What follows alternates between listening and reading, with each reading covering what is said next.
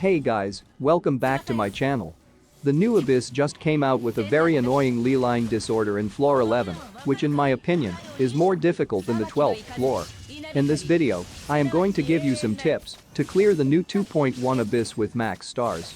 So without wasting any time, let's jump right into it. Starting with the Abyssal Moon Blessing, every time you use a burst, you will get 6.5% attack boost for 15 seconds, and it can stack up to 7 times, which is pretty nice. When you reach 7 stacks, your normal attacks will unleash a shockwave, dealing AoE damage every 2 seconds. This might look like a pretty great blessing, but the shockwave that you unleash will also hit you. You can overcome this by using shield or by out-healing the damage. For the floor 9, there will be a plasma field that will damage you every 5 seconds, but the damage it deals is very low and you can easily heal it. So you can just kill the enemies in the plasma field quickly and come back in the safe zone.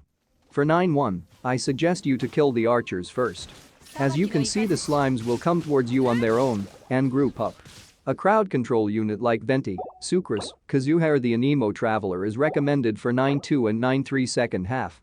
For the Fatui skirmishers, you should bring a Pyro for the Cryo Gunner, Cryo for the Electro Hammer and Claymore, or characters with heavy attack for the Geo Chanter. I recommend taking out the Hydro Gunner as fast as you can, but if you are having trouble with it, you can break its shield by either Electro or Cryo, but it will take a lot of time. For 9-3 first half, bring a Pyro character to melt the Ice Lavatural's shield and a heavy-hitting character for the Stone Lavatural. For the floor 10, there is a leader and its attendants who will buff the leader every 12 seconds. So, take out the attendants first and then the leader. Regarding who is the leader, it's pretty simple.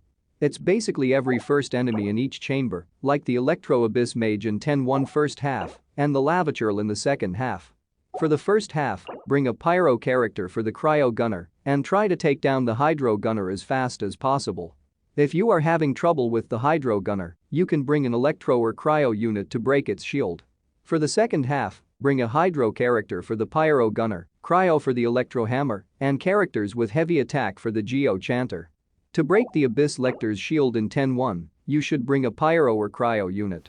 Thundering Fury Bennett is best here since he will be constantly proccing overload reaction and will be able to spam his skill.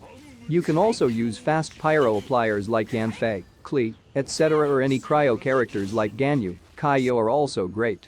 For the Abyss Herald in second half, I recommend using cryo to break its shield. Someone like Chongyun is great over here. You can use his E-skill and auto attacks with a spear or sword character to break its shield easily. Ganyu is best if you have her. Kaya or Diona are also great options. The floor 11 has the worst ley line disorder we ever had. What this ley line does is, whenever you defeat an enemy you will get a corrosion status. The worst part is that the corrosion status also affects the off-field characters. Active characters can get killed by corrosion, and the off-field characters will stop losing their HP when their HP is below 15%. Each corrosion lasts for 10 seconds, and it can stack. For this floor, healers are better than shield characters like Zhongli, since the corrosion status can ignore shields, and the big enemies of every chamber, like the Midatural for 11-1 first half, Abyss Mage for 11-1 second half, Pyro Skirmisher and the Kairagi in 11-2, and Fatui Agent and the Geovishap in 11-3, will have a Pyro aura, which when paired with the ley line disorder is a living nightmare. Healers like Chichi, Jean are best over here since they are the best healers and can also heal the off-field characters. Barbara is also great since she can heal the off-field characters and will also remove the Pyro debuff and is very useful to take down the Abyss Mage in 11-1 second half or the Pyro Gunner in 11-2 first half. I used Bennett for the first half and Diona for the second to max clear this floor. In summary, just bring a good healer for both the sides. AoE DPS is recommended since there are large groups of enemies in each chamber. Anemo characters that can group the enemies are great over here. Try to kill the enemy with the Pyro aura as fast as you can, then focus on the small enemies and don't forget to keep healing your team. In every chamber, a group of enemies will spawn alternating between the north and south side of the arena. In 11-1 second half, eliminate the Pyro Abyss Mage and Dendro Samatural first, as the Dendro Samatural will keep on obstructing you and will give you burning status that can take you down quickly.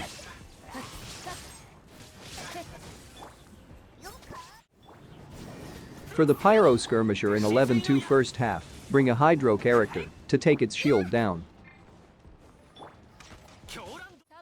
In 11-2 second half, if you are having trouble with the Kairagi, you can use perma-freeze comp for easier clear.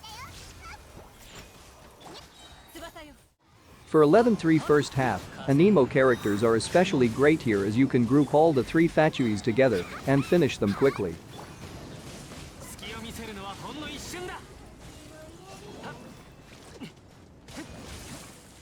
For the second half, focus on the Geovisha, the slimes will come to you and group up on their own.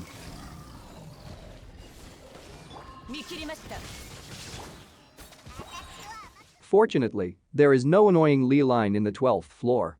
Anemo characters are great for 12-1 first half to group the enemies since there are a lot of treasure hoarders and samurai. For 12-1 first half, I usually go behind the southwest or the southeast treasure hoarder to group all the enemies.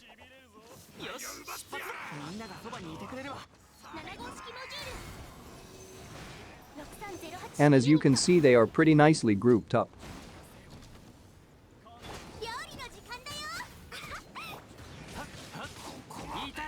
After clearing the first wave, you can go behind the samurai on the left or the samurai on the right to group everyone.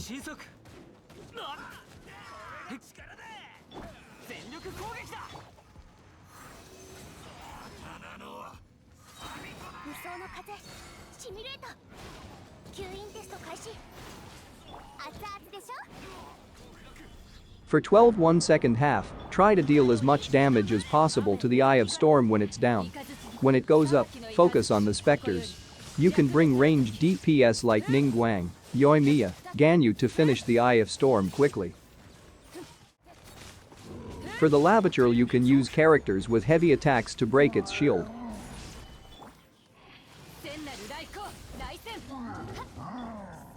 For 12-2 and 12-3, since there are only 1 or 2 enemies present, single target DPS like Hu Tao, Yoimiya, Ningguang etc. are great here. Try to recharge your bursts or do your support preparations when the Magu Kenki is getting up. He will take 10 seconds to get up. You can iframe the attacks by using your burst or by dashing. If you have Kazuha, you can hold his E skill to dodge the attacks very easily. You can use any DPS here, as you can see an AoE DPS like Shangling is dealing some serious damage to the Magu Kenki. For the second half, I usually try to kill the Cryo Sisson Mage first, because the Sissons paired with the Hydro attacks of the Mirror Maiden can constantly freeze you, and the Sisson Mage also has a very annoying shield. Using an Anemo character to group the enemies is very helpful. Just try not to get marked by the Mirror Maiden, because if you get marked, you won't be able to stagger her. 12-3 first half is the easiest chamber. It just contains 2 Ruin Guards. Try to finish them off as quickly as possible, as you will need a lot of time for the second half.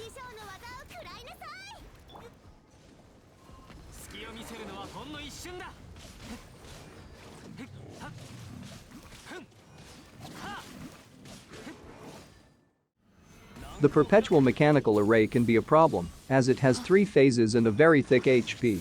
Using shield characters is great over here, as you can focus on dealing damage without bothering about dodging the attacks.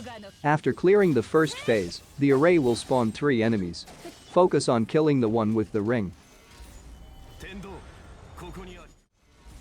After finishing the ring enemy, the mechanical array will go into cripple state. Try to deal as much damage as possible in this state, since it will have negative 20% resistance. Overall, this abyss can be easily cleared if you have good enough artifacts and team comps. Hope this video was helpful.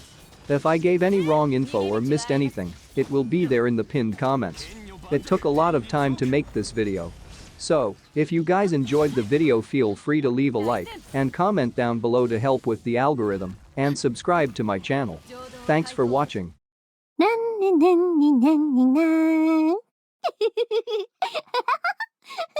お、うん。